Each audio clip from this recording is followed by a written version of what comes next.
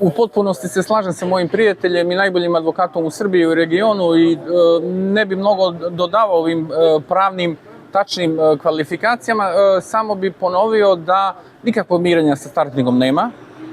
To bi vam bilo kao da se mirite sa nekom kriminalnom bandom koja je ubila 16 ljudi. Firma Starting je svakako bila faktički glavni izvođač radova. Na osnovu toga nastrešnica je pala, ubila je 16 ljudi i sada mi treba sa njima da se mirimo i da kažemo, to jest ja da kažem da smo mi u istom položaju. Ne, nismo u istom položaju, oni treba da dokažu da nisu koruptivno i na drugi način proizveli ovu tragediju i ubili 16 ljudi, a ne da okrivljuju moju malenkost koja je postavila pitanje ko stoji iza te firme Starting. Suština, ja sam sve više ubeđen u to i evo je tužba, da vam je pokažem. Da, kažite konkretno šta im je to najviše smetalo.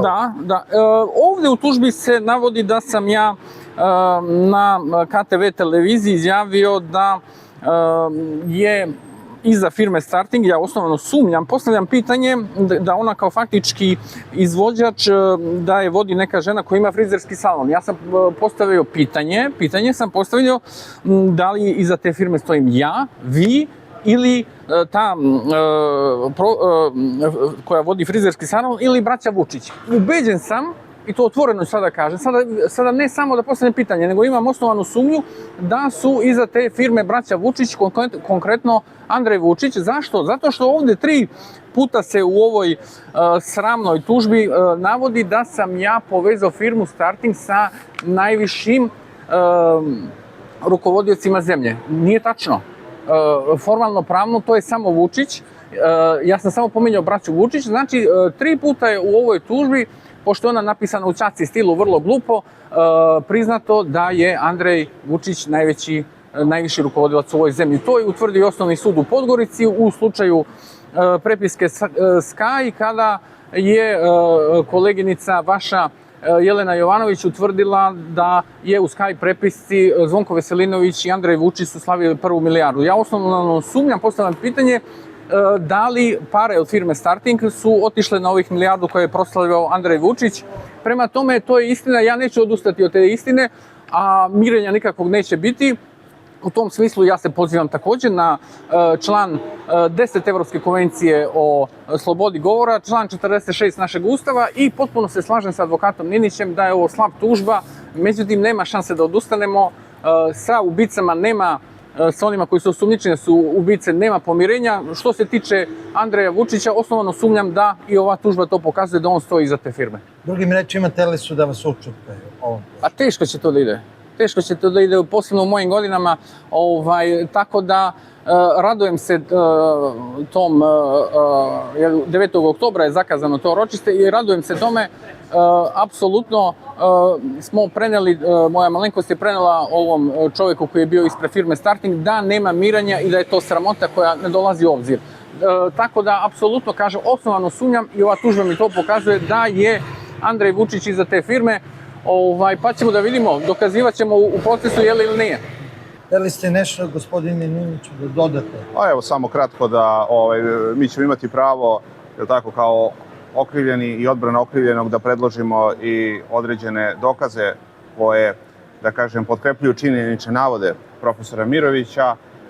Dakle, nećemo dokazivati samo one navode koji su u granici člana 10 Evropske konvencije i člana 46 Ustava Republike Srbije, pošto važi načelo da sud poznaje pravo, sudska praksa je dostupna svima, dakle postoje brojni primeri i Evropskog suda u Strazburu i ovog našeg nesrećnog Ustavnog suda o slobodi govora i granicama govora kada je reč o komentarisanju pojava od javnog interesa. Dakle, ovo jeste jedan događaj koji izazvao najveću tragediju na Balkanu, mogu da kažem slobodno i u svetu, nesvakidašnja situacija i zabraniti nekome da govori o uzrocima i posledicama jedne takve tragedije po srpsko društvo, koja, kažem, ne pamti se u mirnodopskim uslovima osim u ratnom stanju, je zaista nečuveno i to je presedan. Dakle, ja razumem da je ovde profit imperativ, ja razumem da mi živimo u potrošačkom društvu, ja razumem da živimo u ćaci društvu, ja razumem da braća Vučić pretenduju da sve kontrolišu i kontrolišu sve tokove novčane u ovoj zemlji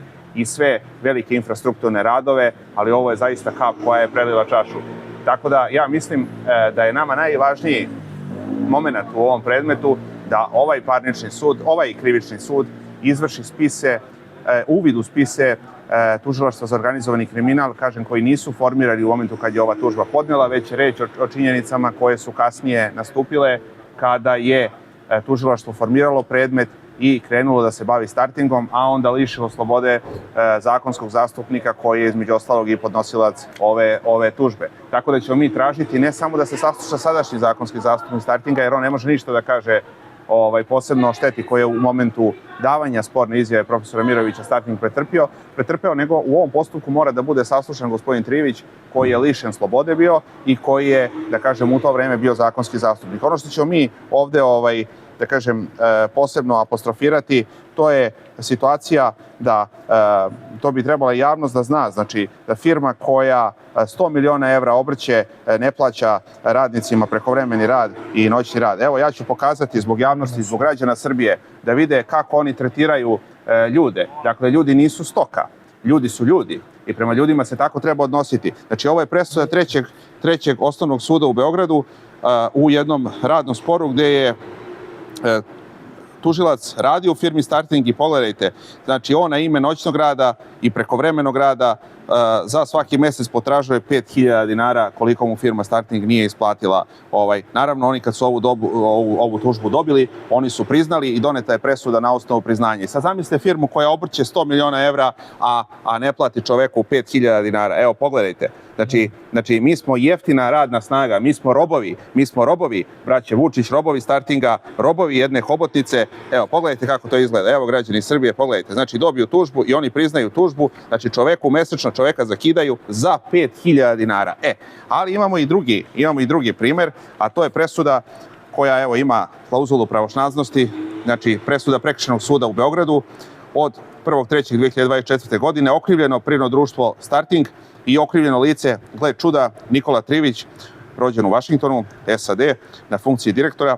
Odgovorni su zato što su radno angažovali stranca, državljanina Republike Turske, sa brojem pasoša, koji je zadobio tešku tjelesnu povredu na radu 21.5.2022. godine na gradilištu u Beogradu na vodi, bulevaru Woodrowa Wilsona, BB, to je ona Hercegovačka gdje je izvršen zločin protiv čovečnosti, dakle, a nisu pribavili radnu dozvolu za upućeno lice izdato od strane Nacionalne službe za zapošljavanje, što su bili dužni na osnovu člana 19 Zakona o strancima, čime su izvršili prekršaj pa su kažnjeni. Firma Starting je kažnjena sa 400.000 dinara, a gospodin Nikola Trivić je kažnjen sa 10.000 dinara. Dakle, na osnovu izveštaja inspekcije rada i teških povreda opasnih po život koje je ovaj turski državljanin doživeo na gradilištu Beograda na vodi. Dakle, tu je i klauzula pravosnažnosti, dakle, govorimo na osnovu dokumenata, tako da ovo će sve biti procesna i dokazna građa u ovom postupku, a u pravcu dokazivanja činjenice da je kritika firme Starting legitimna u svakom aspektu.